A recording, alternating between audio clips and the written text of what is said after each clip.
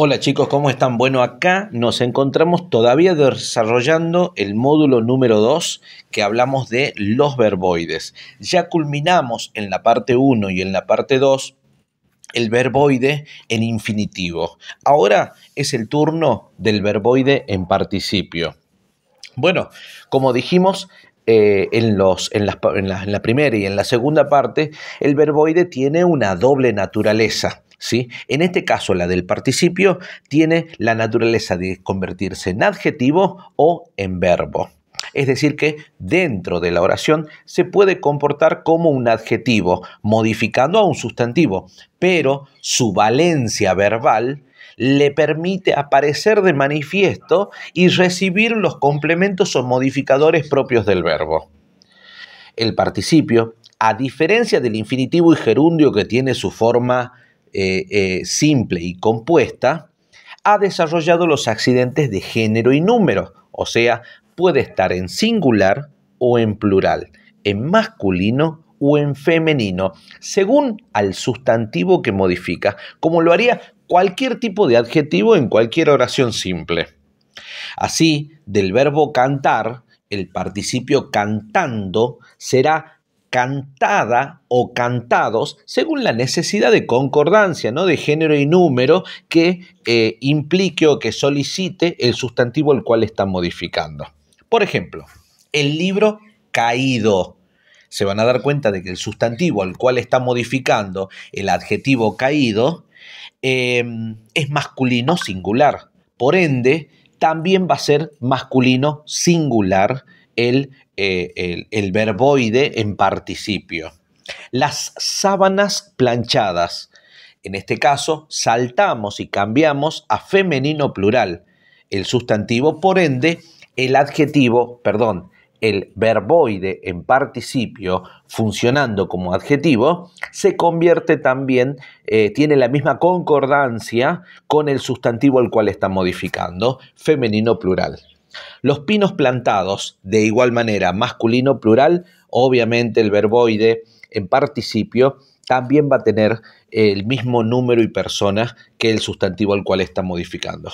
Y también, por último, la oficina barrida, femenino singular, obviamente también cambia su número y persona para concordar con el sustantivo al cual está modificando. Desde el punto de vista sintáctico, el participio cumple la misma función que el adjetivo. Por lo tanto, va a modificar algún sustantivo porque el adjetivo nace, vive y muere para buscar y modificar a un sustantivo, del cual, a su vez, podrá ser núcleo de sujeto, núcleo de objeto directo, etc. No interesa. Entonces, puede estar dentro de cualquier construcción, tanto en el sujeto como en el predicado. Vamos a ver al participio como modificador de un sustantivo. Por ejemplo, la canción entonada me alegró. Muy bien, perfecto. Aquí el participio viene a ser entonada. El verboide en participio es entonada, que está funcionando como un adjetivo modificador del sustantivo canción que tiene como antecedente. Pero como verboide también puede recibir los modificadores propios del verbo. Miremos, la canción entonada por el coro me alegró.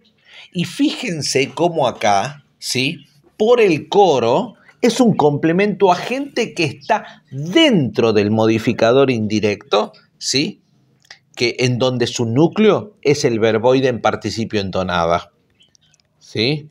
Ahora, en este caso, la construcción por el coro modifica a el participio entonada y es su complemento agente.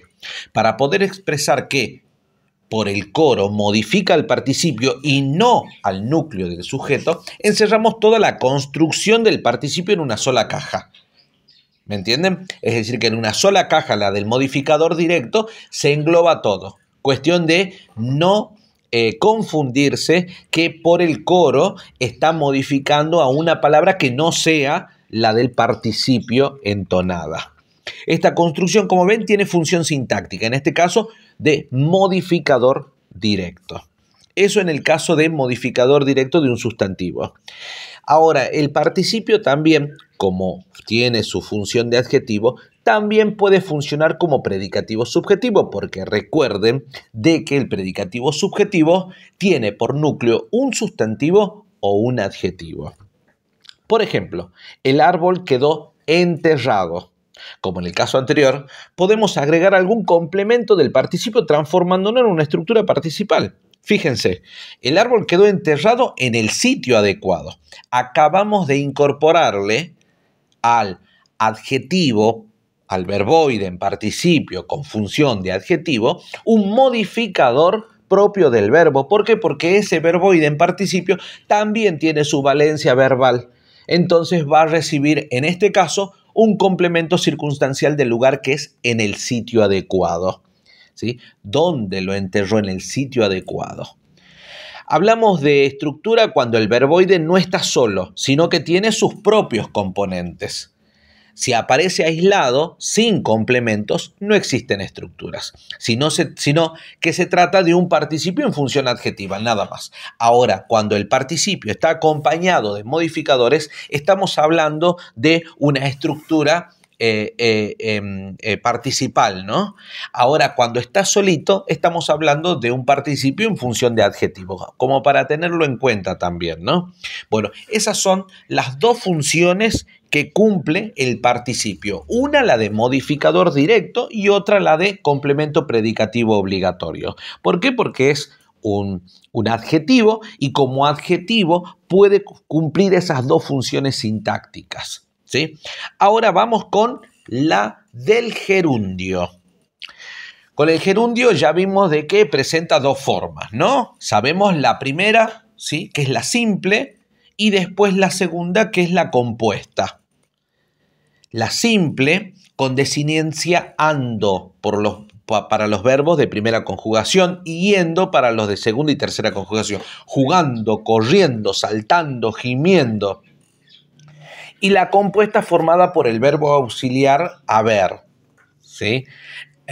Dentro de la oración, ambas formas se comportan del mismo modo. Si bien cada una aporta un matiz semántico, obviamente, o sea, de significado diferente, como dijimos al comienzo de este módulo, el gerundio es a la vez verbo y también adverbio, a no olvidarse. Entonces, en este sentido, frecuentemente se lo encuentra modificando a un verbo conjugado, es decir, que el gerundio lo vamos a encontrar mucho más acompañando, modificando, ¿sí? Como complemento del verbo de la oración principal, en función de circunstancial, porque los gerundios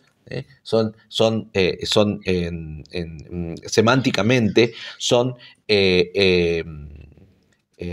adverbios y los adverbios son primo hermano de los circunstanciales. Vamos con el gerundio como modificador del verbo.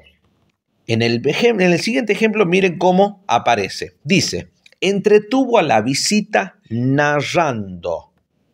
¿Sí? Muy bien, entretuvo a la visita narrando. Él entretuvo a la visita narrando. Sujeto tácito. Entretuvo, núcleo verbal. ¿Sí? ¿Qué es lo que entretuvo? A la visita. ¿Cómo entretuvo a la visita? Narrando historias. Complemento circunstancial de modo. Lo puedo bajar al segundo nivel de análisis a narrando historias y tranquilamente, ¿sí? Ese verboide, ese adverbio se convierte en verbo. ¿Sí? ¿Qué es lo que narra? Historias. Entonces, historias es un objeto directo.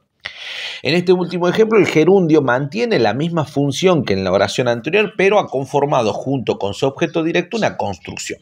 Es necesario encerrar a ambos en la misma caja siempre, narrando historias, siempre lo vas a unir en una misma caja, ¿no? Para comprender que la palabra historias es el objeto directo del gerundio, narrando, y no del verbo conjugado principal de la oración que se entretuvo.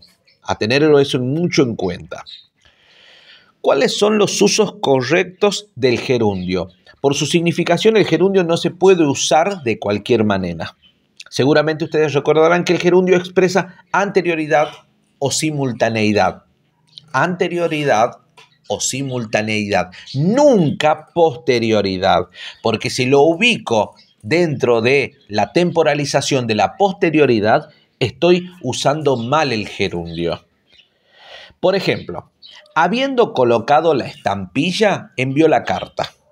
La idea es de que primero colocó la estampilla en el sobre y recién después envió la carta. Está con anterioridad. El verboide, el verboide en gerundio, habiendo, está con anterioridad a la acción que se predica en el verbo principal de la oración que se envió. Entonces está bien. También se lo usa para expresar simultaneidad. A ver, leyendo el periódico, comentaba los artículos con su compañero. Es decir, que simultáneamente mientras lee, comenta. ¿Sí? Está perfecto esas dos.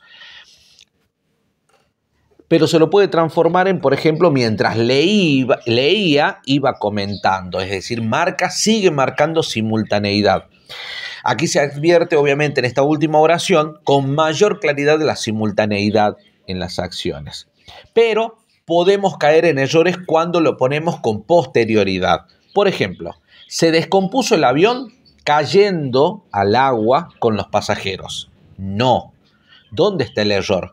En que la acción expresada por el gerundio, que es cayendo, es posterior a la del verbo principal de la oración, descompuso. Se tiene que decir, se descompuso el avión y cayó al agua con los pasajeros. Simultaneidad. Muy bien. Entonces es allí donde tenemos que marcar las diferencias para poder expresar como corresponde el verboide en gerundio en nuestros enunciados. Bueno, de esta manera finalizamos lo que son los verboides en participio y en gerundio, que era lo que nos estaba faltando, y en esta tercera parte de este módulo número 2 nos está faltando lo que son los verboides en frases verbales, ¿no? Los verboides en frases verbales ya vamos a explicarlo en otro apartado, en otro tutorial, para que se pueda entender correctamente. Bueno, chicos, les agradecemos muchísimo el acompañamiento. Les pedimos, por favor, que activen la campanita de notificaciones, que nos regalen un like y, por sobre todas las cosas, que se suscriban a nuestro canal para que podamos acompañarlos en los estudios y en todo lo que necesiten. Es por ello que siempre le dejamos la dirección del correo electrónico y el número de teléfono para que se contacten con nosotros, ¿sí? Bueno, nos vemos, chicos. Saludos grandes. Hasta luego.